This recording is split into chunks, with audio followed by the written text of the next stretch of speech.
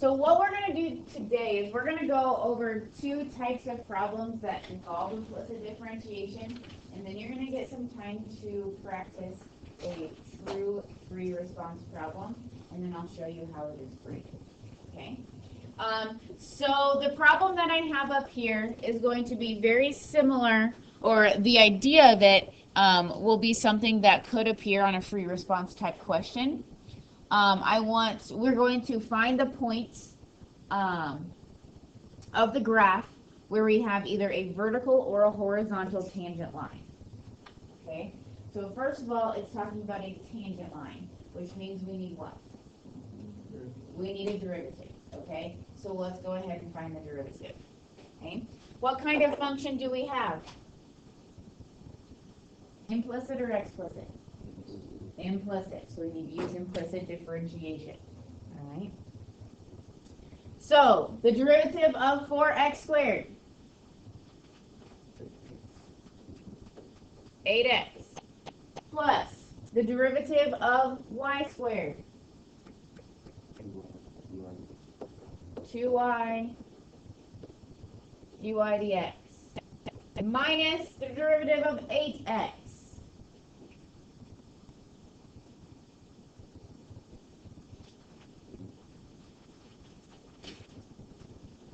plus the derivative of 4y. Say it louder. 4 dy dx, the derivative of 4, and the derivative of 0. 0. Okay. All right, so we have two positive terms with dy dx. I'm going to go ahead and keep those on the left side. I like positive numbers, so I'm just going to keep these as positive. So I'll add this 8 over and subtract the 8x over.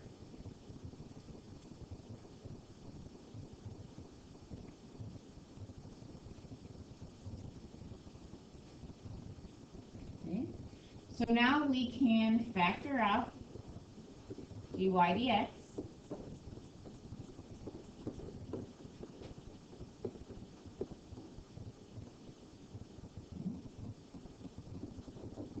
And then divide that over. So our dy dx is 8 minus 8x over 2y plus 4. Okay. If this bothers you, you are more than welcome to reduce it, but it is not required of you to reduce it. Okay. What would be the reduced version? 4 minus 4x divided by y plus 2. Okay. We can factor out 2's from the numerator and denominator and divide those out. Okay. I am just fine with whichever version you give me. Okay? If you're afraid that you're going to make a mistake in reducing the fraction, don't do it. Okay? All right, so that was the calculus part. Well, one more step for a calculus part, and then the rest is algebra. So we want to find points where the graph has vertical and horizontal tangent lines. Okay?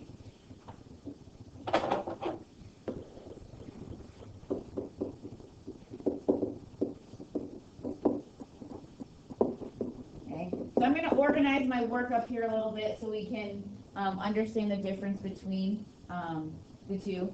Horizontal tangent line means what kind of slope does a horizontal tangent line have? 0. So what does that mean about our derivative? It equals 0. Okay?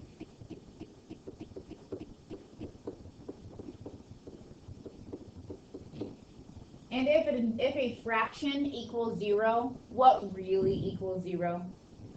The numerator. Okay, so if we have a fraction, we can really just focus on that numerator being 0. Okay. So if 0 equals 4 minus 4x, what is x? Okay.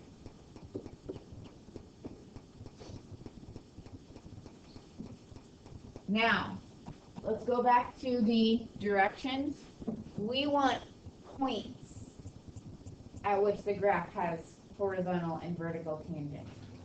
Points. If I want points, what does that mean?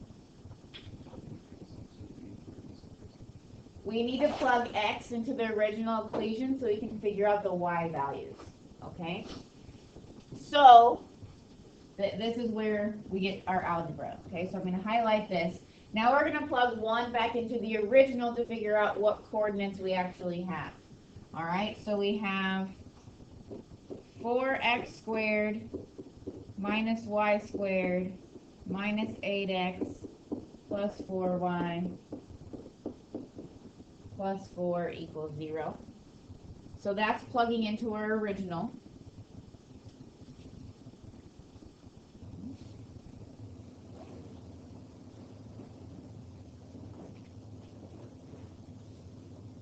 Oh, that's a plus y squared. Okay. So if I rearrange this, this is y squared plus 4y. This gives us 4 minus 8 plus 4. Okay, so we have y squared plus 4y equals 0.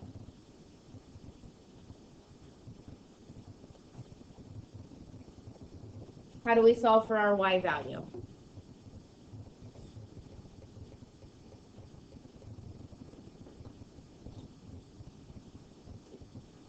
Just take out a y, and then you'll have y plus 4, and then you know y is going to be 0 at one point, and then y is going to be -4. Okay, so since we have a quadratic, there's going to be 2 different times this is happening, right?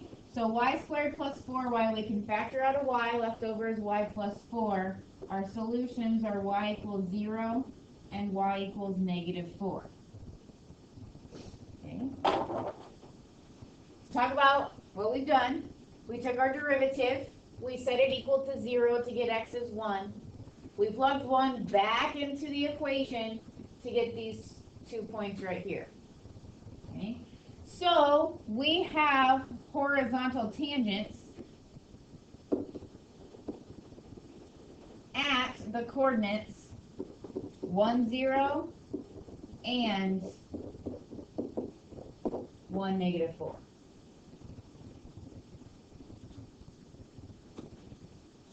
If we plug those coordinates into our derivative, it will equal 0. So, are we not dealing with functions now, technically? Technically, this is not a function. You are right.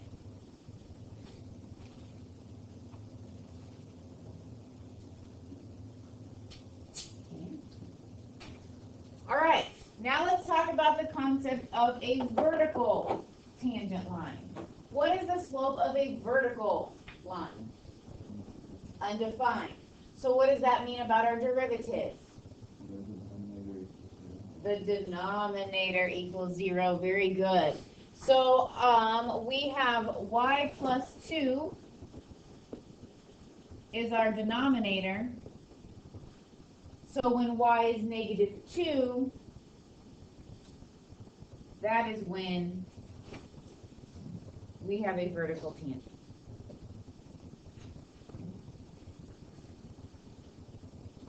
When we have a fraction, when the numerator is 0, we have a horizontal tangent because that gives us a slope of 0.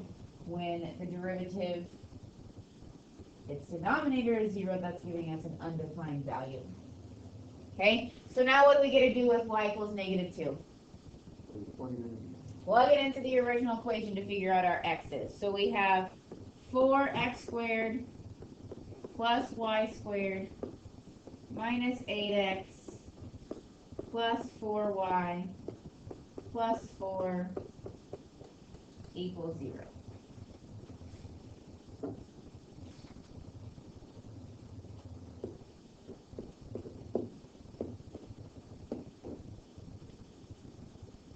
So we have 4x squared minus 8x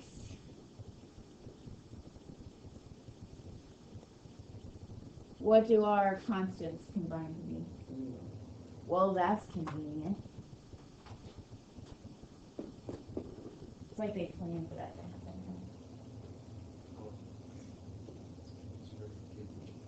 Simplify derivatives, so all this equals 0. Because we could have like a trinomial here that we would have to, Constant could just be 5 instead Yeah. of 4. yeah. So then we can factor out a 4x. So x is 0 or 2. Which means we have vertical tangents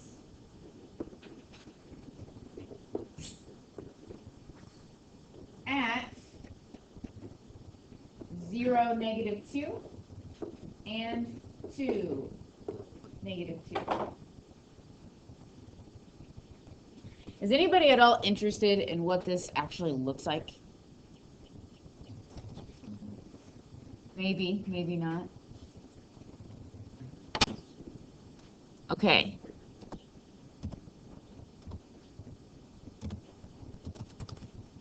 All right. So I'm going to go to Desmos, and we can graph things that aren't functions in Desmos. Okay, so help me out. What was the equation? 4x squared? I'm typing. Plus y squared. Okay.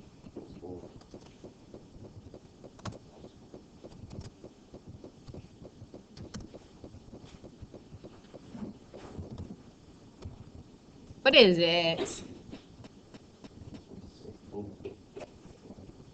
An ellipse, thank you. So here are our vertical tangents. Here are our horizontal tangents. Okay. Pre-calculus, right? What? Are we graphing anything? No. I just wanted to give you the visual of our vertical tangents and our horizontal tangents. That's what we found.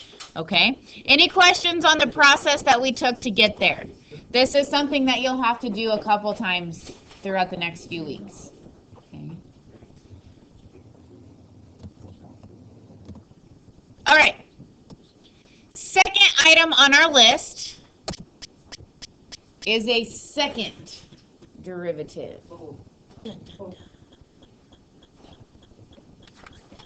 What? I heard that.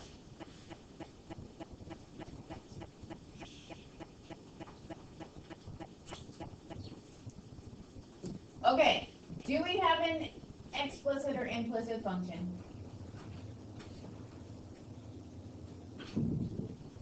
We have implicit. If that was y equals, then it would be explicit. But we have y squared equals, that makes it implicit. Okay, we can't really solve for y. Well, we could, but we'd have two different equations, and we're not going to go there with derivatives. Okay. So let's first of all find our first derivative. So the derivative. How about this? You find me the first derivative, and we'll see what we all get. Okay. You know how to find the first derivative. We'll see. This is probably one of the easiest first derivatives you'll have for implicit.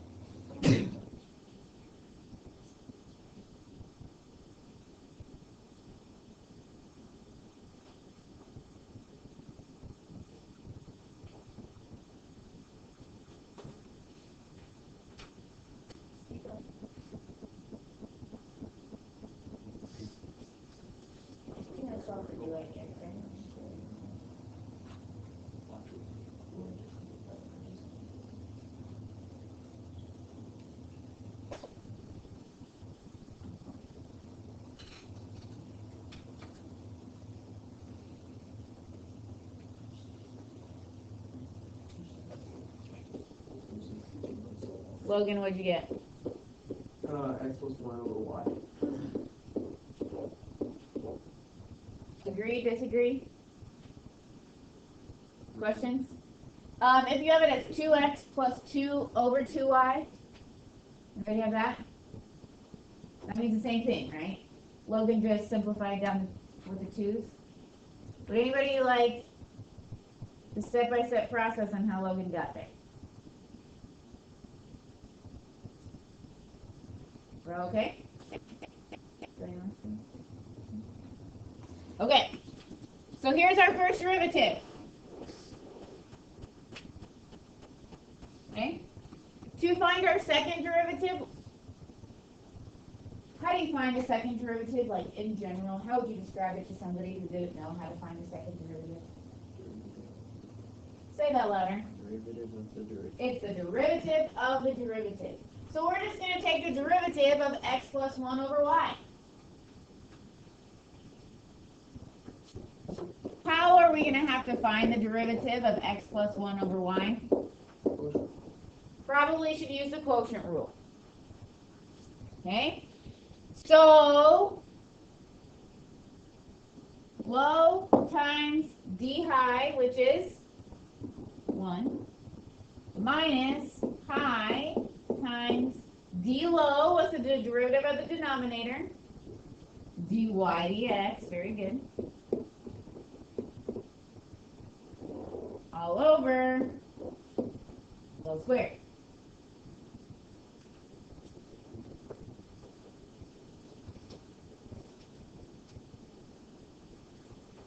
Okay. Now, your second derivative should be in terms of x and y, not x and y and dy dx. But do we know what dy dx is? Yes, we do. We know dy dx is x plus 1 over y. So what we're going to do is we are going to substitute x plus 1 over y in for dy dx.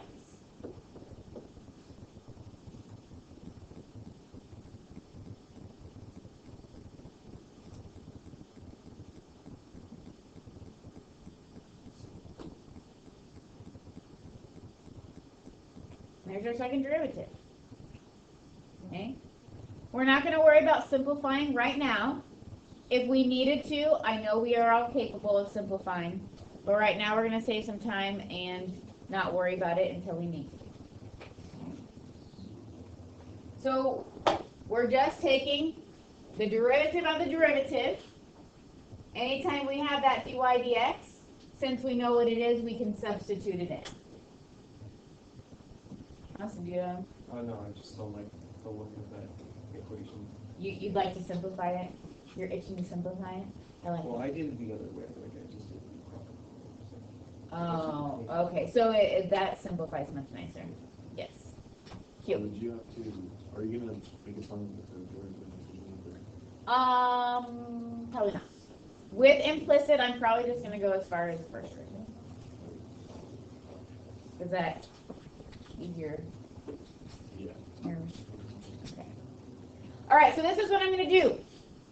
I am going to give you a free response problem. Okay. When we take the AP test, you're supposed to average about 15 minutes per free response question. So this should take you at the most 15 minutes is what that means. Okay. So I want you and your pod to work together to try to answer A, B, and C. And then at the end of 10 minutes, I'm going to give you 10 minutes to do this. I'll show you how it's graded. Or, well, we'll reassess at the end of 10 minutes, and I'll decide whether we're going to grade it today or at the beginning of class tomorrow.